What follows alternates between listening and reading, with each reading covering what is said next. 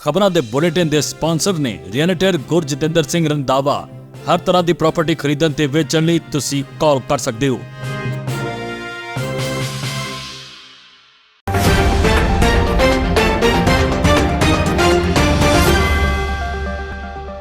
ਸਤਿ ਸ਼੍ਰੀ ਅਕਾਲ, ਤੁਸੀਂ ਦੇਖ ਰਹੇ ਹੋ ਪੰਜਾਬ ਮੇਲ USA TV। ਮੈਂ ਰਮਨੀਸ਼। ਖਬਰਾਂ ਦੇ ਇਸ ਬੁਲੇਟਿਨ 'ਚ ਤੁਹਾਡਾ ਬਹੁਤ-ਬਹੁਤ ਸਵਾਗਤ ਹੈ। ਪੇਸ਼ ਆਂ ਦੇਸ਼ ਤੇ ਵਿਦੇਸ਼ ਨਾਲ ਜੁੜੀਆਂ ਕੁਝ ਖਾਸ ਤੇ ਚੋਣਵੀਆਂ ਖਬਰਾਂ। 2.73 ਲੱਖ ਤੋਂ ਵੱਧ H1B ਰੀਨਿਊਅਲ ਅਰਜ਼ੀਆਂ ਨੂੰ ਮਿਲੀ ਹਰੀ ਝੰਡੀ। ਟਰੰਪ ਦੀਆਂ ਸਖਤੀਆਂ ਦੀ ਨਿਕਲੀ ਫੂਕ। ਕੈਲੀਫੋਰਨੀਆ ਦੇ 11,000 ਡਰਾਈਵਰਾਂ ਨੂੰ DMV ਦਾ ਨੋਟਿਸ। 30 ਦਿਨਾਂ ਵਿੱਚ ਲਿਖਤੀ ਟੈਸਟ ਮੁੜ ਨਾ ਦਿੱਤਾ ਤਾਂ ਲਾਇਸੈਂਸ ਹੋ ਸਕਦਾ ਹੈ ਰੱਦ। ਗਲੋਬਲ ਪਾਸਪੋਰਟ ਇੰਡੈਕਸ 'ਚ ਇੱਕ ਸਥਾਨ ਹੇਠਾਂ ਡਿੱਗਾ ਭਾਰਤ। ਇਨ੍ਹਾਂ ਦੇਸ਼ਾਂ 'ਚ ਮਿਲਦੀ ਹੈ ਵੀਜ਼ਾ ਫ੍ਰੀ ਐਂਟਰੀ। ਅਮਰੀਕਾ ਦੇ ਐਰੀਜ਼ੋਨਾ ਰਾਜ ਦੇ ਸਰਪ੍ਰਾਈਜ਼ ਸ਼ਹਿਰ ਵਿੱਚ ਬਣ ਰਹੇ ਨਵੇਂ ਆਈਸ ਹਿਰਾਸਤੀ ਕੇਂਦਰ। ਆਈਸ ਹਿਰਾਸਤੀ ਇਮੀਗ੍ਰੈਂਟ ਦੇ ਵਾਰਡਨ ਨੇ ਆਪਣੇ ਅਹੁਦੇ ਤੋਂ ਅਸਤੀਫਾ ਦੇ ਦਿੱਤਾ ਹੈ। ਪੰਜਾਬ ਕਾਂਗਰਸ 2027 ਦੀਆਂ ਵਿਧਾਨ ਸਭਾ ਚੋਣਾਂ ਲਈ ਕਾਂਗਰਸ ਸਰਗਰਮ। ਨਵੀਆਂ ਕਮੇਟੀਆਂ ਦੇ ਐਲਾਨ ਪਿੱਛੋਂ ਪੰਜਾਬ ਪਹੁੰਚੇ ਭੁਪੇਸ਼ ਬਘੇਲ। ਹੁਣੇ ਖਬਰਾਂ ਵਿਸਤਾਰ ਵਿੱਚ।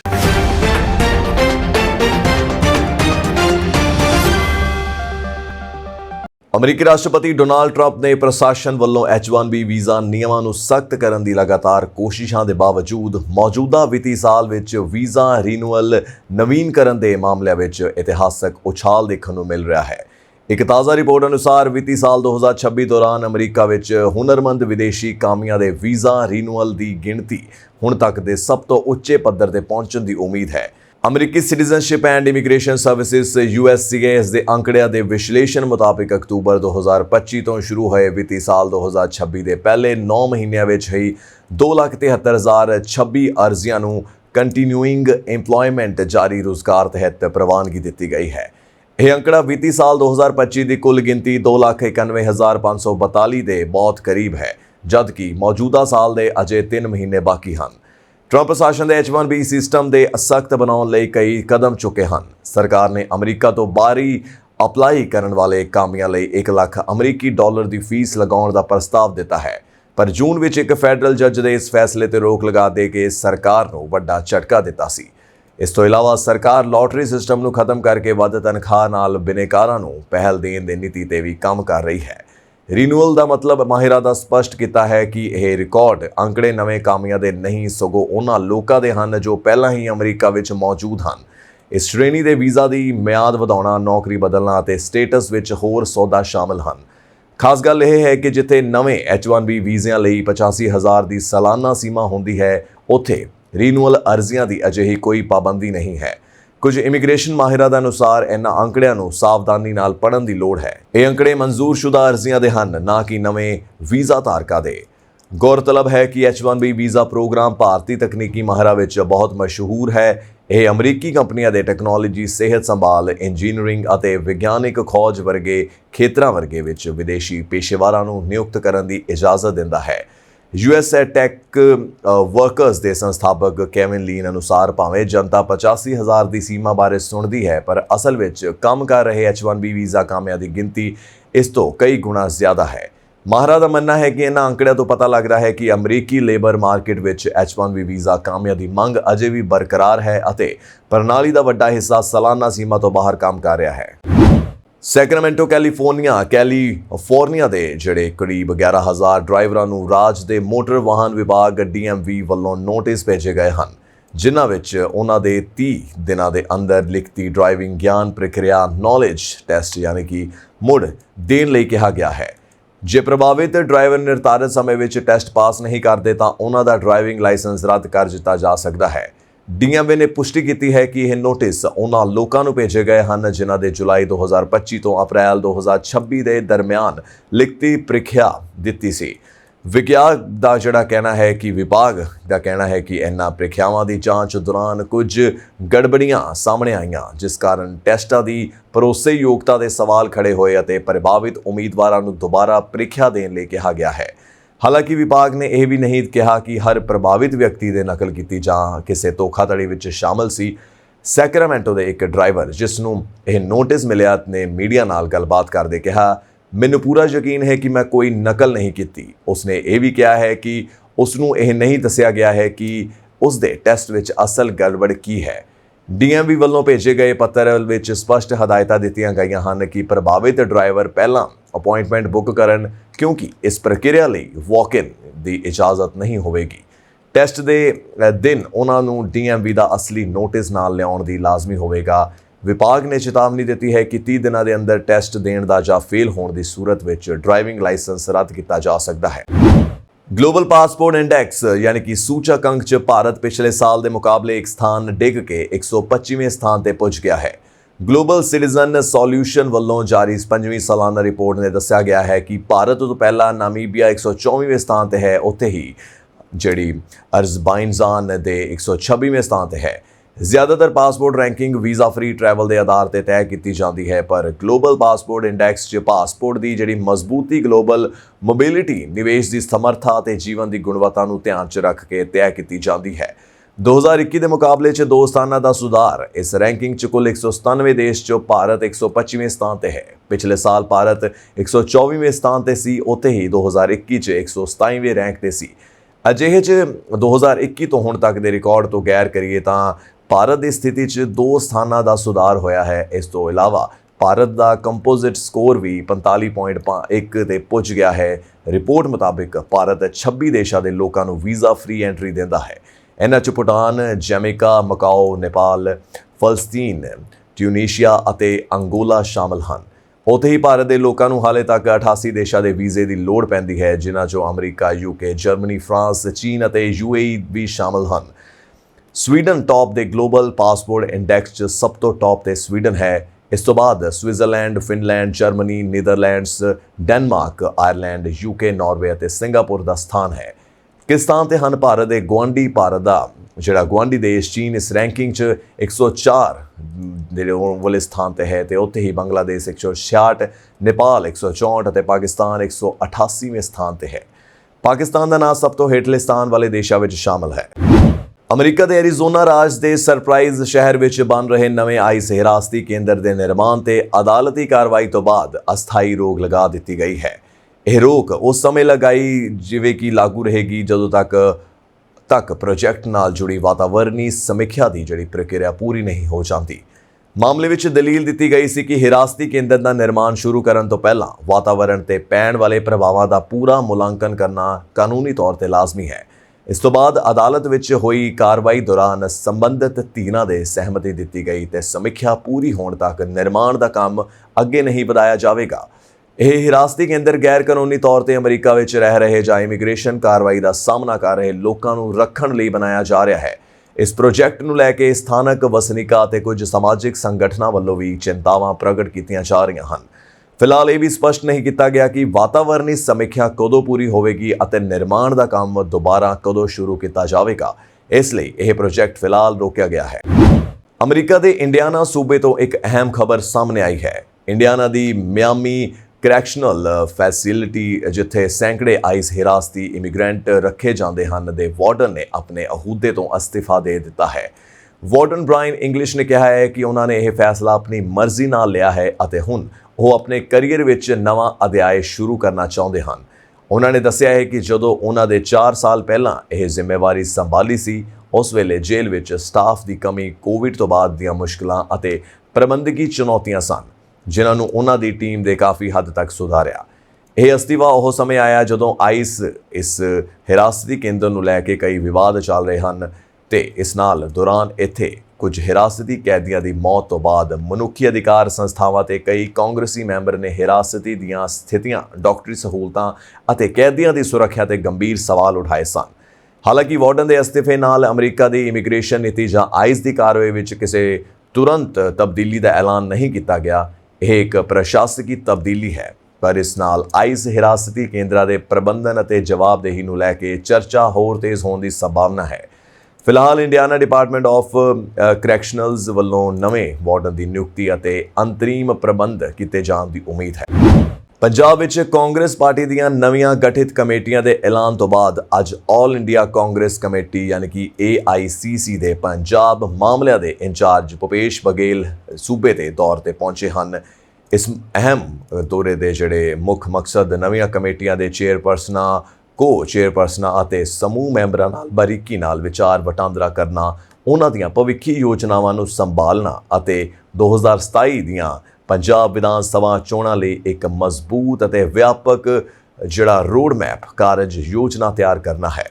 ਪਾਰਟੀ ਸੂਤਰਾਂ ਮੁਤਾਬਿਕ ਇਹਨਾਂ ਉੱਚ ਪੱਧਰੀ ਮੀਟਿੰਗਾਂ ਦੌਰਾਨ ਕਾਂਗਰਸ ਜਥੇਬੰਦੀਆਂ ਨੂੰ ਬੂਥ ਪੱਧਰ ਤੋਂ ਲੈ ਕੇ ਉੱਪਰ ਤੱਕ ਮਜ਼ਬੂਤ ਕਰਨ, ਵੱਖ-ਵੱਖ ਕਮੇਟੀਆਂ ਦਰਮਿਆਨ ਤਾਲਮੇਲ ਨੂੰ ਬਿਹਤਰ ਬਣਾਉਣ ਅਤੇ ਕਾਂਗਰਸ ਦੇ ਸੁਨੇਹੇ ਨੂੰ ਪੰਜਾਬ ਦੇ ਹਰ ਪਿੰਡ ਅਤੇ ਹਰ ਸ਼ਹਿਰ ਤੱਕ ਪਹੁੰਚਾਉਣ ਲਈ ਇੱਕ ਠੋਸ ਐਕਸ਼ਨ ਪਲਾਨ ਦੀ ਜਿਹੜੀ ਅੰਤਿਮ ਰੂਪ ਦਿੱਤਾ ਜਾਵੇਗਾ।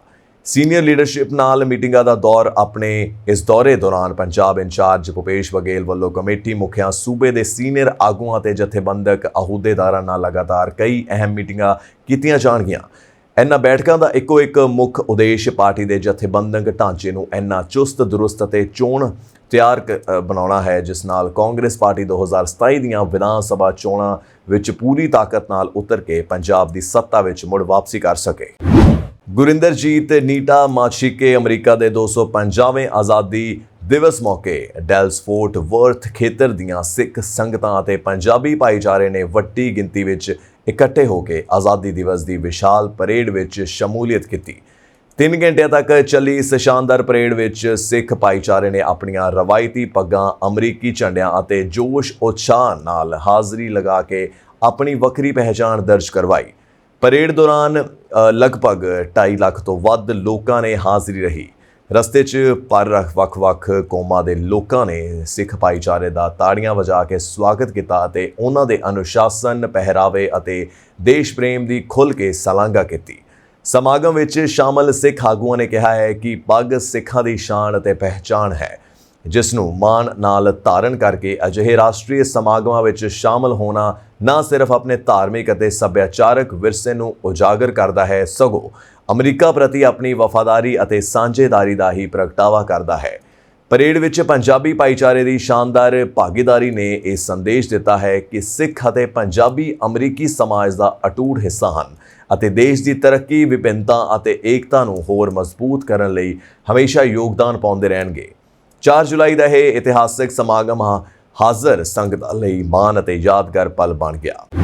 ਵੈਨੇਜ਼ੁਏਲਾ ਦੇ ਦੋਹਰੇ ਭੂਚਾਲਾਂ ਵਿੱਚ ਮਰਨ ਵਾਲਿਆਂ ਦੀ ਗਿਣਤੀ 3,342 ਹੋ ਗਈ ਹੈ, ਜਦਕਿ 16,740 ਲੋਕ ਜ਼ਖਮੀ ਹੋਏ ਹਨ। ਨੈਸ਼ਨਲ ਅਸੈਂਬਲੀ ਦੇ ਪ੍ਰਧਾਨ ਜਾਰਜ ਰੋਡਰਿਗਜ਼ ਨੇ ਇਸ ਸੰਬੰਧੀ ਜਾਣਕਾਰੀ ਦਿੱਤੀ ਕਿ ਰੋਡਰਿਗਜ਼ ਨੇ ਐਤਵਾਰ ਨੂੰ ਟੈਲੀਗ੍ਰਾਮ ਤੇ ਇੱਕ ਅਪਡੇਟ ਵਿੱਚ ਕਿਹਾ ਕਿ ਬਚਾਏ ਗਏ ਲੋਕਾਂ ਦੀ ਗਿਣਤੀ 6,462 ਹੈ।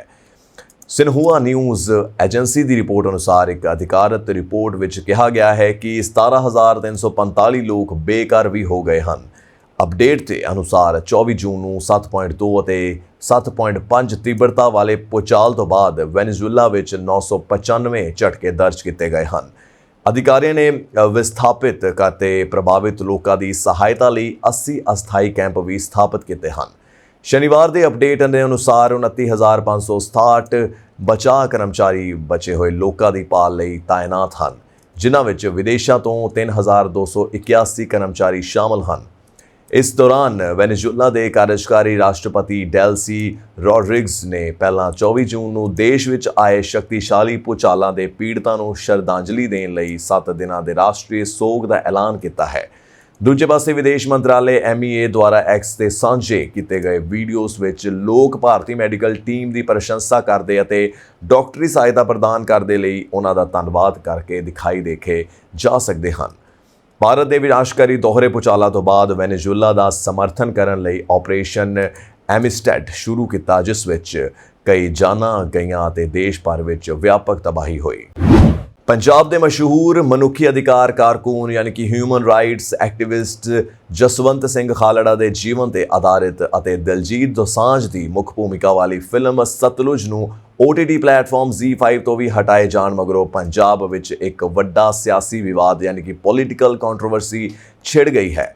ਲੰਬੇ ਇੰਤਜ਼ਾਰ ਅਤੇ ਸੈਂਸਰ ਬੋਰਡ ਦੇ ਵਿਵਾਦਾਂ ਤੋਂ ਬਾਅਦ 3 ਜੁਲਾਈ ਨੂੰ ਰਿਲੀਜ਼ ਹੋਈ ਇਸ ਫਿਲਮ ਨੂੰ ਮਹਿਜ ਕੁਝ ਘੰਟਿਆਂ ਦੇ ਅੰਦਰ ਹੀ ਪਲੇਟਫਾਰਮ ਤੋਂ ਹਟਾ ਦਿੱਤਾ ਗਿਆ।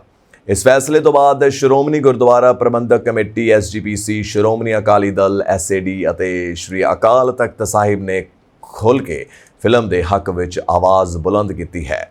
ਸੁਖਬੀਰ ਸਿੰਘ ਬਾਦਲ ਅਤੇ ਸ਼੍ਰੋਮਣੀ ਕਮੇਟੀ ਦਾ ਤਿੱਖਾ ਪ੍ਰਤੀਕਰਨ। ਸ਼੍ਰੋਮਣੀ ਅਕਾਲੀ ਦਲ ਦੇ ਮੁਖੀ ਸੁਖਬੀਰ ਸਿੰਘ ਬਾਦਲ ਨੇ ਇਸ ਕਾਰਵਾਈ ਦੇ ਡੂੰਘੇ ਦੁੱਖ ਅਤੇ ਹੈਰਾਨ ਦਾ ਪ੍ਰਗਟਾਵਾ ਕਰਦਿਆਂ ਇਸ ਨੂੰ ਪ੍ਰਗਟਾਵੇ ਦੀ ਆਜ਼ਾਦੀ ਯਾਨੀ ਕਿ ਫਰੀडम ਆਫ ਸਪੀਚ ਅਤੇ ਸੱਚਾਈ ਦੇ ਸਿੱਧਾ ਹਮਲਾ ਦੱਸਿਆ ਹੈ।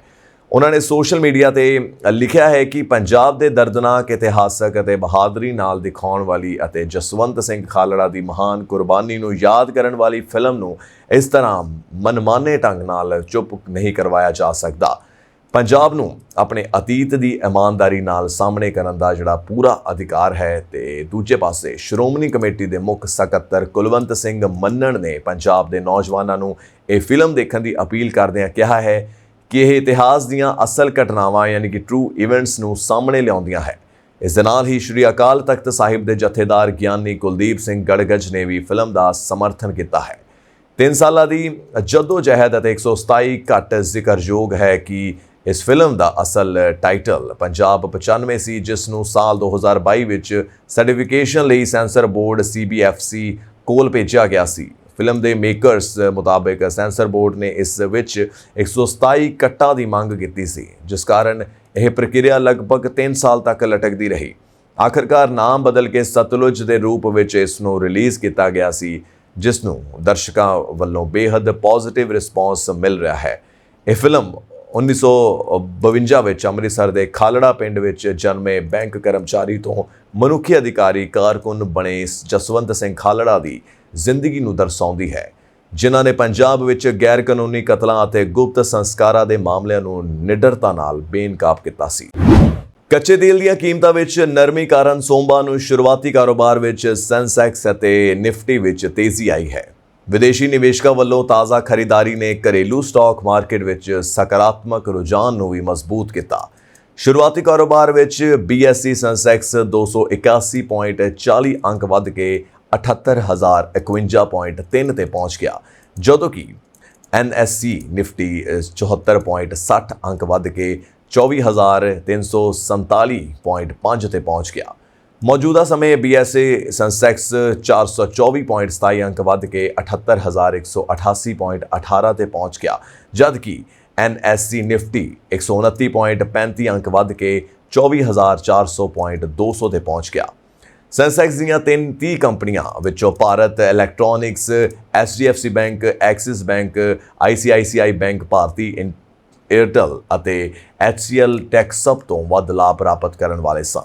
ਇਸ ਦੌਰਾਨ Kotak Mahindra bank, Bajaj Finserv, power grid ਅਤੇ ICC ਘਾਟੇ ਵਿੱਚ ਸਨ। ਗਲੋਬਲ ਬਾਜ਼ਾਰਾਂ ਦਾ ਹਾਲ ਇਹ ਹੈ ਕਿ ਏਸ਼ੀਆਈ ਬਾਜ਼ਾਰਾਂ ਵਿੱਚ ਚੀਨ ਦੇ SSE ਕੰਪੋਜ਼ਿਟ ਅਤੇ ਹਾਂਗਕਾਂਗ ਦੇ ਹੈਂਗ ਸੈਂਗ ਵਿੱਚ ਵਾਧਾ ਹੋਇਆ ਹੈ, ਜਦੋਂ ਕਿ ਦੱਖਣੀ ਕੋਰੀਆ ਦੇ ਕੋਸਪੀ ਅਤੇ ਜਾਪਾਨ ਦੇ ਨਿਕੇਈ 225 ਵਿੱਚ ਗਿਰਾਵਟ ਆਈ ਹੈ। ਅੰਤਰਰਾਸ਼ਟਰੀ ਬੈਂਚਮਾਰਕ ਬ੍ਰੈਂਟ ਕੱਚੇ ਤੇਲ ਦੀਆਂ ਕੀਮਤਾਂ 0.55% ਡਿੱਗ ਕੇ $71.72 ਪ੍ਰਤੀ ਬੈਰਲ ਤੇ ਆ ਗਿਆ। ਸਟਾਕ ਮਾਰਕੀਟ ਦੇ ਅੰਕੜਿਆਂ ਅਨੁਸਾਰ ਵਿਦੇਸ਼ੀ ਸੰਸਥਾਗਤ ਨਿਵੇਸ਼ਕ FH ਸ਼ੁੱਕਰਵਾਰ ਨੂੰ ਸ਼ੁੱਧ ਵਿਕਰੇਤਾ ਰਹੇ, ਜਿਨ੍ਹਾਂ ਨੇ 1355.33 ਕਰੋੜ ਰੁਪਏ ਦੇ ਸ਼ੇਅਰ ਵੇਚੇ। ਸੈਂਸੈਕਸ 261.79 ਅੰਕਾਂ ਦੇ ਤੇਜ਼ੀ ਨਾਲ ਅਤੇ ਨਿਫਟੀ 95.15 ਅੰਕਾਂ ਤੇ ਤੇਜ਼ੀ ਨਾਲ ਬੰਦ ਹੋਇਆ। ਪ੍ਰਧਾਨ ਮੰਤਰੀ ਨਰਿੰਦਰ ਮੋਦੀ ਦੀ ਸੋਮਵਾਰ ਤੋਂ ਸ਼ੁਰੂ ਹੋਈ ਇੰਡੋਨੇਸ਼ੀਆ ਦੀ 3 ਦਿਨਾਂ ਦੀ ਯਾਤਰਾ ਭਾਰਤ ਇੰਡੋਨੇਸ਼ੀਆ ਦੇ ਦੁਵੱਲੇ ਰਣਨੀਤਿਕ ਸੰਬੰਧਾਂ ਦੀ ਇੱਕ ਨਵੀਂ ਦਿਸ਼ਾ ਪ੍ਰਦਾਨ ਕਰੇਗੀ। ਇਸ ਯਾਤਰਾ ਦੌਰਾਨ ਦੋਵੇਂ ਦੇਸ਼ਾਂ ਦੇ ਡਿਜੀਟਲ ਜਨਤਕ ਬੁਨਿਆਦੀ ਢਾਂਚੇ, ਭੁਗਤਾਨ ਪ੍ਰਣਾਲੀਆਂ ਅਤੇ ਰੱਖਿਆ ਸਹਿਯੋਗ ਦਾ ਵਿਸਤਾਰ ਕਰਕੇ ਆਪਣੀ ਸਾਂਝੇਦਾਰੀ ਨੂੰ ਹੋਰ ਡੂੰਘਾ ਕਰਨਗੇ। ਪ੍ਰਧਾਨ ਮੰਤਰੀ ਨਰਿੰਦਰ ਮੋਦੀ ਦੀ ਸੋਮਵਾਰ ਨੂੰ ਸ਼ੁਰੂ ਹੋ ਰਹੀ ਇੰਡੋਨੇਸ਼ੀਆ ਦੇ 3 ਦਿਨਾਂ ਦੀ ਯਾਤਰਾ ਭਾਰਤ ਇੰਡੋਨੇਸ਼ੀਆ ਦੇ ਦੁਵੱਲੇ ਰਣਨੀਤਿਕ ਸੰਬੰਧਾਂ ਨੂੰ ਇੱਕ ਨਵੀਂ ਦਿਸ਼ਾ ਪ੍ਰਦਾਨ ਕਰੇਗੀ। ਇਸ ਯਾਤਰਾ ਦੌਰਾਨ ਦੋਵੇਂ ਦੇਸ਼ ਡਿਜੀਟਲ ਜਨਤਕ ਬੁਨਿਆਦੀ ਢਾਂਚੇ, ਭੁਗਤਾਨ ਪ੍ਰਣਾਲੀ ਅਤੇ ਰੱਖਿਆ ਸਹਿਯੋਗ ਦਾ ਵਿਸਤਾਰ ਕਰਕੇ ਆਪਣੀ ਸਾਂਝੇਦਾਰੀ ਨੂੰ ਹੋਰ ਡੂੰਘਾ ਕਰਨਗੇ। ਇਸ ਫੇਰ ਦੌਰਾਨ ਭਾਰਤ ਦੇ UPI ਅਤੇ ਇੰਡੋਨੇਸ਼ੀਆ ਦੇ QRIS ਵਿਚਕਾਰ ਇੱਕ ਡਿਜੀਟਲ ਭੁਗਤਾਨ ਲੀਕੇਜ ਸਮਝੌਤੇ ਤੇ ਹਸਤਾਖਰ ਕੀਤੇ ਜਾਣਗੇ। ਇਸ ਨਾਲ ਬਾਲੀ ਅਤੇ ਹੋਰ ਇੰਡੋਨੇਸ਼ੀਆ ਸੈਰ ਸਪਾਟਾ ਸਥਾਨਾਂ ਤੇ ਜਾਣ ਵਾਲੇ ਲੱਖਾਂ ਭਾਰਤੀ ਸੈਲਾਨੀਆਂ ਲਈ ਭੁਗਤਾਨ ਬਹੁਤ ਆਸਾਨ, ਤੇਜ਼ ਅਤੇ ਸਸਤਾ ਹੋ ਜਾਵੇਗਾ। ਇੰਡੋਨੇਸ਼ੀਆ ਨਾਲ ਕਾਰੋਬਾਰ ਕਰਨ ਵਾਲੇ ਭਾਰਤੀ ਕਾਰੋਬਾਰ ਨੂੰ ਵੀ ਫਾਇਦਾ ਹੋਵੇਗਾ। ਵਿਦੇਸ਼ ਮੰਤਰਾਲੇ ਦੇ ਸੂਤਰਾਂ ਨੂੰ ਪਤਾ ਚੱਲਦਾ ਹੈ ਕਿ ਇੰਡੋਨੇਸ਼ੀਆ ਹੌਲੀ-ਹੌਲੀ ਭਾਰਤ ਦੇ ਕਈ ਵਿਕਾਸ ਪ੍ਰੋਗਰਾਮਾਂ ਤੋਂ ਪ੍ਰੇਰਨਾ ਲੈ ਰਿਹਾ ਹੈ ਅਤੇ ਉਹਨਾਂ ਦੀ ਨਕਲ ਕਰ ਰਿਹਾ ਹੈ। ਭਾਰਤ ਸਰਕਾਰ ਇਸ ਸੰਬੰਧ ਵਿੱਚ ਪੂਰਾ ਸਮਰਥਨ ਦੇਣ ਲਈ ਤਿਆਰ ਹੈ। ਇੰਡੋਨੇਸ਼ੀਆ ਦਾ ਓਪਨ ਨੈਟਵਰਕ ION ਭਾਰਤ ਦੇ ONDC ਮਾਡਲ ਨੂੰ ਪ੍ਰੇਰਿਤ ਹੈ। ION 7 ਜੁਲਾਈ ਨੂੰ ਪ੍ਰਧਾਨ ਮੰਤਰੀ ਨਰਿੰਦਰ ਮੋਦੀ ਅਤੇ ਇੰਡੋਨੇਸ਼ੀਆ ਰਾਸ਼ਟਰਪਤੀ ਪ੍ਰਬੋਵੋ ਸੁਬਿਆਂਤੋ ਵਿਚਕਾਰ ਹੋਣ ਵਾਲੇ ਸਿਖਰ ਸੰਮੇਲਨ ਦੌਰਾਨ ਆਪਣਾ ਪਹਿਲਾ ਲਾਈਵ ਲੈਣ ਦੇਣ ਕਰਨ ਲਈ ਤਿਆਰ ਹੈ। ਇਹ 65 ਮਿਲੀਅਨ ਤੋਂ ਵੱਧ ਸੂਖਮ, ਛੋਟੇ ਅਤੇ ਦਰਮਿਆਨੇ ਆਕਾਰ ਦੇ ਉਦਮੀਆਂ ਲਈ ਇੱਕ ਬਹੁਤ ਹੀ ਸੰਵਿਧਾਨਕ ਅਤੇ ਸੁਵਿਧਾਜਨਕ ਵਾਲੇ ਘੱਟ ਲਾਗਤ ਵਾਲਾ ਡਿਜੀਟਲ ਬਾਜ਼ਾਰ ਬਣਾਏਗਾ। ਮਾਨਸੂਨ ਦੀ ਆਮਦ ਤੋਂ ਬਾਅਦ ਚੰਡੀਗੜ੍ਹ ਅਤੇ ਟਰਾਈ ਸਿਟੀ 'ਚ ਮੌਸਮ ਦਾ ਮਿਜਾਜ਼ ਲਗਾਤਾਰ ਬਦਲ ਰਿਹਾ ਹੈ। ਸ਼ਨੀਵਾਰ ਨੂੰ ਦਿਨ ਭਰ ਅਸਮਾਨ ਤੇ ਕਾਲੇ ਬੱਦਲ ਛਾਏ ਰਹੇ ਅਤੇ ਰੁਕ-ਰੁਕ ਕੇ ਹਲਕੀਆਂ ਫੁਹਾਰਾਂ ਪੈਂਦੀਆਂ ਰਹੀਆਂ। ਭਾਵੇਂ ਸ਼ਹਿਰ 'ਚ ਸਿਰਫ 0.4 ਮਿਲੀਮੀਟਰ ਮੀਂਹ ਹੀ ਦਰਜ ਕੀਤਾ ਗਿਆ, ਪਰ ਮੌਸਮ ਵਿਭਾਗ ਨੇ 6 ਤੋਂ 8 ਜੁਲਾਈ ਤੱਕ ਪੰਜਾਬ ਦੇ ਚੰਡੀਗੜ੍ਹ ਤੋਂ ਭਾਰੀ ਮੀਂਹ, ਗਰਜ ਚਮਕ ਅਤੇ ਤੇਜ਼ ਹਵਾਵਾਂ ਦਾ ਅਲਰਟ ਜਾਰੀ ਕੀਤਾ ਹੈ। ਵਿਭਾਗ ਦਾ ਮੰਨਣਾ ਹੈ ਕਿ ਇਸ ਦੌਰਾਨ ਮਾਨਸੂਨ ਪੂਰੀ ਤਰ੍ਹਾਂ ਸਰਗਰਮ ਹੋਵੇਗਾ ਅਤੇ ਇਲਾਕੇ 'ਚ ਮੀਂਹ ਦੇ ਚੰਗੇ ਦੌਰ ਦੇਖਣ ਨੂੰ ਮਿਲ ਸਕਦੇ ਹਨ। ਮੌਸਮ ਵਿਭਾਗ ਅਨੁਸਾਰ ਸ਼ਹਿਰ 'ਚ 0.4 ਮਿਲੀਮੀਟਰ ਜਦੋਂ ਕਿ ਹਵਾਈ ਅੱਡਾ ਖੇਤਰ 'ਚ 2 ਮਿਲੀਮੀਟਰ ਮੀਂਹ ਰਿਕਾਰਡ ਕੀਤਾ ਗਿਆ। ਵੱਧ ਤੋਂ ਵੱਧ ਤਾਪਮਾਨ 35.7 ਡਿਗਰੀ ਸੈਲਸੀਅਸ ਰਿਹਾ, ਜੋ ਆਮ ਨਾਲੋਂ 0.2 ਡਿਗਰੀ ਵੱਧ ਸੀ, ਜਦੋਂ ਕਿ ਘੱਟੋ-ਘੱਟ ਤਾਪਮਾਨ 27.1 ਡਿਗਰੀ ਸੈਲਸੀਅਸ ਦਰਜ ਕੀਤਾ ਗਿਆ। ਹਵਾ 'ਚ ਨਮੀ ਦਾ ਪੱਧਰ 86% ਤੱਕ ਪਹੁੰਚਣ ਕਾਰਨ ਦਿਨ ਅਤੇ ਰਾਤ ਦੋਵੇਂ ਵੇਲੇ ਜਿਹੜਾ ਹੁਮਸ ਦਾ ਅਸਰ ਬਣਿਆ ਰਿਹਾ। ਮੌਸਮ ਵਿਭਾਗ ਦੇ 6 ਤੋਂ 8 ਜੁਲਾਈ ਤੱਕ ਚੰਡੀਗੜ੍ਹ, ਟਰਾਈ ਸਿਟੀ ਅਤੇ ਪੰਜਾਬ ਦੇ ਕਈ ਹਿੱਸਿਆਂ 'ਚ ਭਾਰੀ ਮੀਂਹ, 40 ਤੋਂ 50 ਕਿਲੋਮੀਟਰ ਪ੍ਰਤੀ ਘੰਟਾ ਦੀ ਰਫ਼ਤਾਰ ਨਾਲ ਤੇਜ਼ ਹਵਾਵਾਂ ਤੇ ਗਰਜ ਚਮਕ ਦੀ ਸੰਭਾਵਨਾ ਜਤਾਈ ਹੈ। ਵਿਭਾਗ ਦਾ ਕਹਿਣਾ ਹੈ ਮੌਨਸੂਨ ਸਰਗਰਮ ਹੋਣ ਨਾਲ ਤਾਪਮਾਨ ਵਿੱਚ ਹੋਰ ਗਿਰਾਵਟ ਆਵੇਗੀ ਅਤੇ ਗਰਮੀ ਤੋਂ ਰਾਹਤ ਮਿਲਣ ਦੀ ਵੀ ਉਮੀਦ ਹੈ। ਪ੍ਰਸ਼ਾਸਨ ਨੇ ਲੋਕਾਂ ਨੂੰ ਖਰਾਬ ਮੌਸਮ ਦੌਰਾਨ ਬਿਨਾਂ ਲੋੜ ਸਫ਼ਰ ਦਾ ਕਰਨ, ਨੀਵੇਂ ਇਲਾਕਿਆਂ 'ਚ ਪਾਣੀ ਭਰਿਆ ਸੜਕਾਂ, ਦਰੱਖਤਾਂ, ਬਿਜਲੀ ਦੇ ਖੰਭਿਆਂ ਅਤੇ ਕਮਜ਼ੋਰ ਇਮਾਰਤਾਂ ਤੋਂ ਦੂਰ ਰਹਿਣ ਦੀ ਵੀ ਅਪੀਲ ਕੀਤੀ ਹੈ। ਇਸ ਤੋਂ ਇਲਾਵਾ ਗੱਲ ਕਰੀਏ ਕਿ 6 ਤੋਂ 8 ਜੁਲਾਈ ਤੱਕ ਵੀ ਜਿਹੜਾ ਪੰਜਾਬ ਦੇ ਚੰਡੀਗੜ੍ਹ 'ਚ ਭਾਰੀ ਮੀਂਹ ਅਤੇ ਗਰਜ ਚਮਕ ਦੇ ਤੇਜ਼ ਹਵਾਵਾਂ ਦਾ ਅਲਰਟ ਜਾਰੀ ਕੀਤਾ ਹੈ ਤੇ ਪੰਜਾਬ ਦੇ ਕਈ ਇਲਾਕਿਆਂ ਵਿੱਚ 40 ਤੋਂ 50 ਕਿਲੋਮੀਟਰ ਦੀ ਤੇਜ਼ ਹਵਾਵਾਂ ਵੀ ਚੱਲਣਗੀਆਂ ਤੇ ਮੀਂਹ ਵੀ ਪੈ ਸਕਦਾ ਹੈ। ਤੇ ਵਿਭਾਗ ਦਾ ਮੰਨਣਾ ਹੈ ਕਿ ਇਸ ਦੌਰਾਨ ਜਿਹੜਾ ਮਾਨਸੂਨ ਹੈ ਪੂਰੀ ਤਰ੍ਹਾਂ ਸਰਗਰਮ ਹੋਵੇਗਾ ਅਤੇ ਇਲਾਕੇ 'ਚ ਮੀਂਹ ਦੇ ਚੰਗੇ ਦੌਰ ਦੇਖਣ ਨੂੰ ਮਿਲ ਸਕਦੇ ਹਨ। ਮੌਸਮ ਵਿਭਾਗ ਅਨੁਸਾਰ ਆਪਾਂ ਗੱਲ ਕਰੀਏ ਕਿ ਸ਼ਹਿਰ ਦੇ 0.4 ਮਿਲੀਮੀਟਰ, ਜਦੋਂ ਕਿ ਹਵਾਈ ਅੱਡਾ ਖੇਤਰ 'ਚ 2 ਮਿਲੀਮੀਟਰ ਮੀਂਹ ਰਿਕਾਰਡ ਕੀਤਾ ਜਾ ਚੁੱਕਾ ਹੈ ਤੇ ਵੱਧ ਤੋਂ ਵੱਧ ਤਾਪਮਾਨ ਜਿਹੜਾ ਹੈ 35 ਤੋਂ 36 ਡਿਗਰੀ ਦੇ ਸੈਲਸੀਅਸ ਰਿਹਾ ਹੈ, ਜੋ ਆਮ ਨਾਲੋਂ 0.2 ਡਿਗਰੀ ਵੱਧ ਸੀ, ਜਦੋਂ ਕਿ ਘੱਟੋ ਘੱਟ ਤਾਪਮਾਨ ਜਿਹੜਾ ਹੁੰਦਾ ਹੈ ਉਹ 27.1 ਡਿਗਰੀ ਸੈਲਸੀਅਸ ਦਰਜ ਕੀਤਾ ਗਿਆ ਸੀ ਉਦੋਂ। ਤੇ ਹਵਾ 'ਚ ਨਮੀ ਦਾ ਜਿਹੜਾ ਪੱਧਰ ਹੈ ਉਹ 86% ਤੱਕ ਪਹੁੰਚਣ ਕਾਰਨ ਦਿਨ ਅਤੇ ਰਾਤ ਦੋਵਾਂ ਵੇਲੇ ਹੁਮਸ ਦਾ ਅਸਰ ਬਣਿਆ ਰਿਹਾ। ਪੰਜਾਬ ਦੇ ਕਈ ਥਾਵਾਂ ਤੇ 6 ਤੋਂ 8 ਜੁਲਾਈ ਤੱਕ ਚੰਡੀਗੜ੍ਹ, ਟਰਾਈ ਸਿਟੀ ਤੇ ਜਿਹੜੇ ਹੋਰ ਇਲਾਕਿਆਂ ਵਿੱਚ ਹਿੱਸਿਆਂ 'ਚ ਭਾਰੀ ਮੀਂਹ ਅਤੇ 40 ਤੋਂ 50 ਕਿਲੋਮੀਟਰ ਪ੍ਰਤੀ ਘੰਟਾ ਦੀ ਰਫ਼ਤਾਰ ਨਾਲ ਤੇਜ਼ ਹਵਾਵਾਂ ਤੇ ਗਰਜ ਚਮਕ ਦੀ ਸੰਭਾਵਨਾ ਜਤਾਈ ਹੈ। ਵਿਭਾਗ ਦਾ ਕਹਿਣਾ ਹੈ ਕਿ ਮੌਨਸੂਨ ਸਰਗਰਮ ਹੋਣ ਅਤੇ ਨਾਲ ਤਾਪਮਾਨ ਵਿੱਚ ਹੋਰ ਗਿਰਾਵਟ ਆਵੇਗੀ ਅਤੇ ਗਰਮੀ ਤੋਂ ਰਾਹਤ ਮਿਲਣ ਦੀ ਉਮੀਦ ਹੈ। ਆਖਿਰ ਬਹੁਤ ਸਾਰੇ ਦਿਨਾਂ ਤੋਂ ਗਰਮੀ ਚੱਲਣ ਵਾਲੇ ਲੋਕਾਂ ਲਈ ਇਹ ਬਹੁਤ ਹੀ ਖੁਸ਼ੀ ਵਾਲੀ ਖਬਰ ਹੈ ਕਿ ਬਹੁਤ ਦਿਨਾਂ ਬਾਅਦ ਸਾਨੂੰ ਇੱਦਾਂ ਦਾ ਮੌਸਮ ਦੇਖਣ ਨੂੰ ਮਿਲੂਗਾ ਤੇ ਪ੍ਰਸ਼ਾਸਨ ਨੇ ਲੋਕਾਂ ਨੂੰ ਖਰਾਬ ਮੌਸਮ ਦੌਰਾਨ ਬਿਨਾਂ ਲੋੜ ਸਫ਼ਰ ਨਾ ਕਰਨ, ਨੀਵੇਂ ਇਲਾਕਿਆਂ, ਪਾਣੀ ਭਰਿਆ ਸੜਕਾਂ, ਦਰੱਖਤਾਂ, ਬਿਜਲੀ ਦੇ ਖੰਭਿਆਂ ਤੋਂ ਵੀ ਕਮਜ਼ੋਰ ਇਮਾਰਤਾਂ ਤੋਂ ਦੂਰ ਰਹਿਣ ਦੀ ਅਪੀਲ ਕੀਤੀ ਹੈ। ਇਸ ਅੱਜ ਦੀ ਕੁਝ ਖਾਸ ਖਬਰਾਂ ਸਾਡੇ IP ਬਾਕਸ TV ਤੋਂ ਇਲਾਵਾ ਸਾਡੇ ਸੋਸ਼ਲ ਮੀਡੀਆ ਪਲੇਟਫਾਰਮ ਨੂੰ ਵੀ ਜ਼ਰੂਰ ਸਬਸਕ੍ਰਾਈਬ ਕਰੋ ਅਤੇ ਫੋਲੋ ਕਰੋ, ਜਿਵੇਂ ਕਿ YouTube, Facebook, Instagram, TikTok, ਤਾਂ ਜੋ ਤੁਹਾਨੂੰ ਹਰ ਤਾਜ਼ਾ ਖਬਰ ਅਤੇ ਖਾਸ ਪ੍ਰੋਗਰਾਮ ਸਭ ਤੋਂ ਪਹਿਲਾਂ ਮਿਲ ਸਕਣ। ਧੰਨਵਾਦ।